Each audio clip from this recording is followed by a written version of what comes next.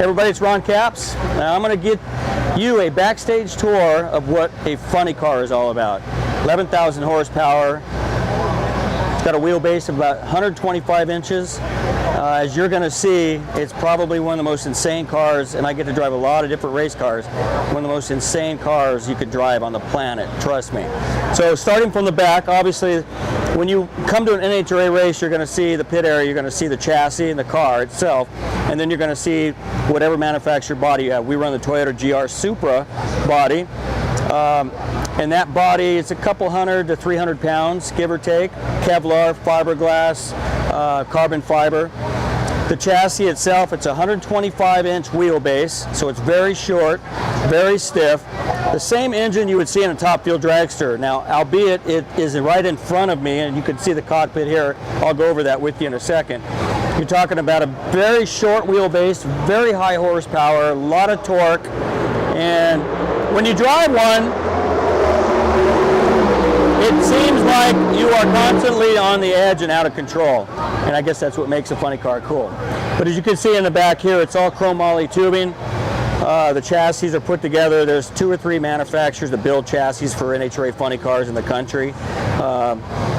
It's a very, as you've seen some of the accidents, when you see anything NHRA funny cars, on fire accidents, one of the fastest, one of the craziest cars in the world, but also one of the safest. And I can attest to that. I've been on fire, been upside down, I've hit the wall, all kinds of crazy stuff, and I'm fine. But as we go forward, I'll walk around the other side and show you the cockpit. Parachutes in the back, they will mount on the body. Once the body's mounted on the chassis, these parachutes will go on the back, and the cables will run through them. And I'll show you when I hit the button on the steering wheel, those cables come out and out pops the parachute to slow us down. Wheelie bar, it's a necessity. You got to have it, especially when you're talking 0 to 100 miles per hour in less than 1 second from a standing stop. Let me say that again. 0 to 100 miles per hour in less than 1 second. You got to feel that right away. Huh? You do. And you hear your whatever car you want to go down there and buy performance-wise at 0 to 60 and whatever. 0 to 100 in less than 1 second. Pretty insane. Carbon fiber brakes. The rear ends, ours are made by a manufacturer called Strange that makes most of the nitro top fuel and funny car rear ends. The ring gear is about that big, as you can see how large this is, but it has to be. Like I said, 11,000 horsepower. One thing you got to remember, and we try never to look down as a funny car driver, but the rear end, the drive shaft goes right underneath our rear ends. This is the cockpit. And then right between my legs is where this carbon fiber shield is protecting us from the drive shaft, which also the drive shaft is about that big around and comes right into here. So the cockpit, as you can see, we called it a butterfly steering wheel, and over the years you can go back to the funny cars of Don the Snake Perdome in the 60s, and it was still a butterfly steering wheel. So because we don't have a whole lot of room in these cockpits, you can't have a full steering wheel very easily. We have a handbrake, not a push brake, but a handbrake. There's only 2 pedals for our feet. One is the clutch pedal, and then the other one is obviously this massive gas pedal. And this pedal has got to be very sturdy, it's got to be huge, it's got to go through a lot, because when we see the Christmas tree lights come down, we hit the gas as quick and as hard as we can, and that's where the reaction time comes. But having a handbrake, you're able to roll the car in and stage it. Also, if you're on fire, you got a problem, you don't have to rely on your feet with a brake, you have the handbrake to control. Other cockpit controls, like I told you about the parachute, I have a button I hit with my thumb, and I hit that with about 2 football fields before the finish line, because you're traveling so fast. By the time you hit the button, the chutes come out, you've already traveled quite a ways. I have a couple switches inside. I have a fresh air system that goes in my helmet, so I have a valve, and then I have an ignition shutoff. In case I'm really in trouble, I can reach over and flip this switch, and it will kill the ignition. Never had to do that, knock on wood. This is for the fresh air system. Pumps fresh air into my helmet. I'll turn that on right before the run. If I'm incapacitated, unconscious, we have about 3 minutes of fresh air that will pump through our helmet until they can get me out of the car. That's another great safety item. Bell housing, 6-disc clutch. So it's 6 discs, 5 floaters. Basically, it has to harness 11,000 horsepower, do what it's got to do as a clutch to transfer the power through the drive shaft into the rear end and plant the big Goodyear tires to the ground. And that's the key. 11,000 horsepower, trying to get that without spinning the tires is very tricky. Yeah, And so all sorts of different setups and everything else to kind of help get a little bit of advantage of the clutch disc, right? And really the difference between an okay crew chief and a great crew chief out here is right here in the bell housing. The clutch department is where the really good crew chiefs can figure out how to get the tires planted without smoking the tires or being too conservative and not giving it enough clutch. So this area here is very important. You can see right here he's about to put these big Goodyears on. Massive. During a run at 300 miles per hour, that same tire will be about that tall and about that skinny because it's like a rubber band. As your speed increases, it just grows. So you also get a little more gear ratio, believe it or not. Yeah, tire pressure, I mean, it could be 4 to 5 pounds, believe it or not. And when you look at that, you think, 5 pounds, that doesn't seem right, but it's pounds per square inch is what it is. So it varies when we're in different conditions, hot, cold, high altitude, but generally it's about around 5 pounds-ish. Cylinder heads have not been put on yet. They're waiting on the crew chief to tell them what compression ratio he wants. Once they learn that, this diesel cover will come off. Whatever head gaskets gives them that compression ratio will go on, and then the cylinder head will go on. I'll show you that over here. Fuel pumps, over 100 gallons per minute are pumped into this engine. Fuel tank, massive fuel lines come into the pumps. These lines will go up into the engine. Like I said, over 100 gallons per minute. So it will fill up your garbage can at home in less than 1 minute. A lot of fuel, a lot of nitro. Nitro is about close to $30, $40 a gallon. Oh, wow. Yeah. That's So pretty quick. for those that live in California, we complain about our gas price as well. And this is the fuel tank I talked about. This holds the nitromethane, holds about 20 gallons. We burn about 18 usually on a run. It's got a small tank over here for the oil. As you can see, the oil is pumped in. Once the engine starts, it'll start circulating that through these oil lines. This is the timing system. This is also what makes the difference between a successful, good running car and not. These are all the timers that the crew chief has to know what he set, has to reset or change prior to a run. And when you see a crew chief run over to a funny car at the last minute to make a decision in this box, he's changing these small little timers in increments of thousands, and I mean thousands, and it makes a difference. So it's pretty crazy. Now we'll go look at the body over here. It's our Toyota GR Supra. For the funny part of Exactly. Carbon fiber, fiberglass, Kevlar. For us, we have a great sponsor, RevChem Composites, which back in the day, getting Kevlar, getting composite fiberglass, and that was really hard. You had to be somebody special and know somebody. Well, now RevChem, over the years, has made it so that it's much easier to buy for all these teams out here, and they've always helped IndyCar, IMSA, all the different road racing stuff, and even the boats, offshore boats. So it's a great partner to have, especially when you run one of these bodies. This, when it goes on the car, is where it drops down over me in my cockpit area. It actually seals, as you can see around there. Those are the backup parachute levers across there with the orange tape on it. So when I hit the button, if something fails in the air system, I can reach over and manually hit those parachutes. Also, this hole here, you get asked all the time, what is this hole? Well, it is there because if I'm, again, unconscious, car's upside down, who knows what, and I can't get myself out and I'm on fire, or the car's on fire, this is just big enough for one of those fire extinguishers for the fire department to come in and spray me down and keep me from catching fire. As the body drops down, it will drop over the engine. The carbon fiber injector over the supercharger will stick out of here, as you'll see when you see these on TV.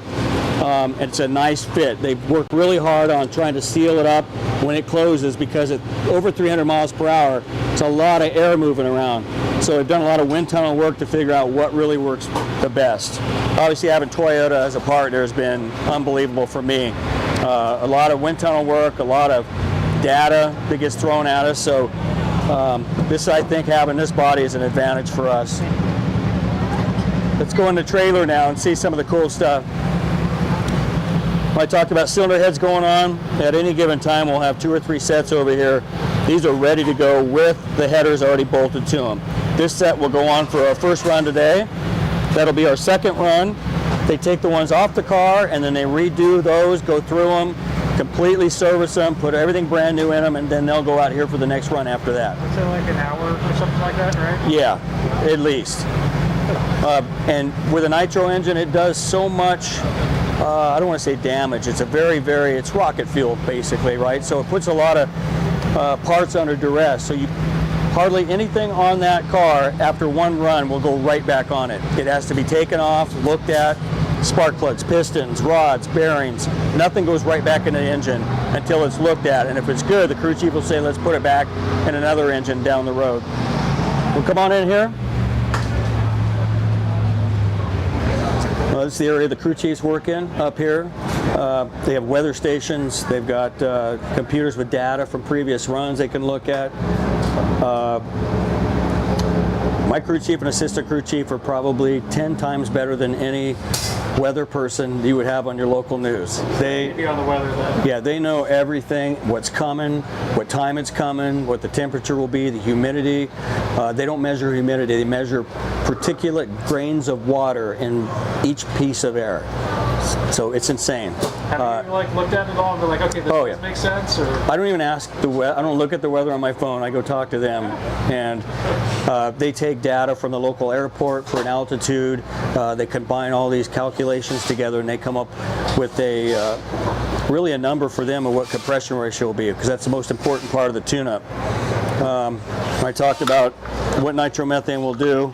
This is a normal run, and actually this run went over 330 miles an hour, and that's the damage it does if things aren't exactly correct. So again, we won this race, this particular one, and it went over 330 miles per hour, but this happened right at the last fraction, probably the last 100 feet of the run, and still made it through. Probably another half a second and this would have broke and shot out the block, and we would have had probably a fire and who knows what else. So sometimes things happen for a reason. We'll take a glance up here. Watch your head here. As you can see the TV screens, he's looking at data here, he's got the weather. They get sent track conditions as well from Toyota. So we got people up at the starting line hours before we run that are sending back data of how sticky the track will be at certain parts of the track. So right now he's running the air. See, he's looking at a weather map right now. He's got 6 different ones that he pulls up and he analyzes, and he takes an average. He's got temperatures, humidity, water grains, all that stuff that he factors in. So when people wonder where the crew chief is, he's always doing, I tell kids all the time, study math. If you want to be a great crew chief, you got, look, numbers, numbers, numbers, numbers, everything's numbers, numbers, numbers, everything. Everything is calculations and numbers. You want to be a good crew chief? Do your math.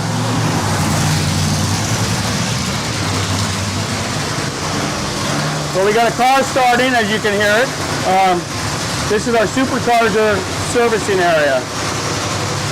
As you can see, this one came off from the last run, and what he does is this spins around. He can unbolt everything out, pull it apart, service it, put it back together, and then mount all the fuel lines back ready to go.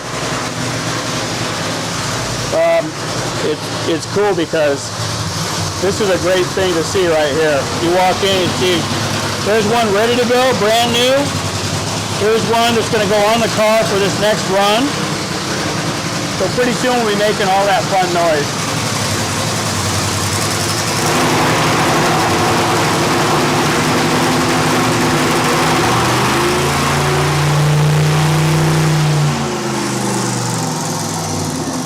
I don't know if that's rain or not. We're just blowing it. Is that rain? Yep. There you go. See, if we would have asked my crew chief, he would have told us rain was coming. Engine's just built, ready to go. It's got the height, what block it is, what number. There we are, numbers again, told you. And then he is currently putting this one together. You can see he just put the crankshaft in, put the mains on, obviously 4-bolt mains. And again, these engines, you have to have the strongest, best parts. I can't believe it's raining. Or 6. Huh? 6-bolt. Oh, 6-bolt. Oh yeah, you're right. So you got the side bolts, 4 up top. Thank you, Matt. That's why I drive. That was a big truck. Clutch area in the back, you can see the clutch disc and the floaters are put together. There's a pack there. Yeah, so after a run, our clutch guy will grind them. He'll get new ones together. They'll take the old ones and grind them on a grinder back here. You can see these are freshly ground, and he'll measure them, and then he'll tell the crew chief, again, kids, numbers, numbers, numbers, numbers, numbers, and numbers. So they will put together a pack that the crew chief wants that's a certain height. In other words, all these combined make it a certain height to go in the pack. He will tell them what each discs will measure, because they're all different, and then they have the floaters in between. So a lot goes on in one of these clutch packs, and that is the heart of the tune-up. If you don't have this exactly the way you want it, it's the difference between a car making it down the track or not making it down the track. Very insane, yeah.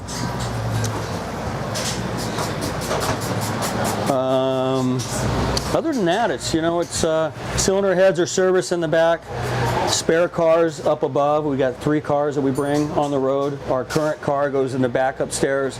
We have a spare car up here, and we have another spare car in the back on the second trailer. You can see when you're at an NHRA race, you're walking around as a fan, you see 2 18-wheelers for pretty much every pretty sponsored team. So what they do is they pull one trailer in, they open the door up, and they pull the other one right next to it, and we have them so that it's like a double wide, for lack of a better word. And we also have that door there.